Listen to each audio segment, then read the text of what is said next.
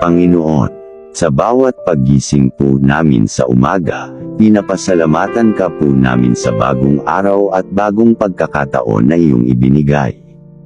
Gabayan mo po sana ang aming mga hakbang upang kami manatili sa iyong landas ng kabutihan at pagmamahal. Ilapit mo po kami sa isa't isa at palakasin ang aming pagkakaisa.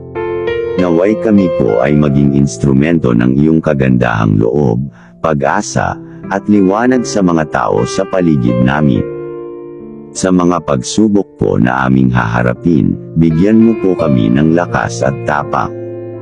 Turuan mo po kaming magtiwala sa iyong plano at maging handa sa anumang hamon. Hiling po namin na palaging maging gabay ka, hindi lamang po para sa aming sarili, kundi para sa mas malawak na komunidad. Sa pangalan ni Jesus. Amen.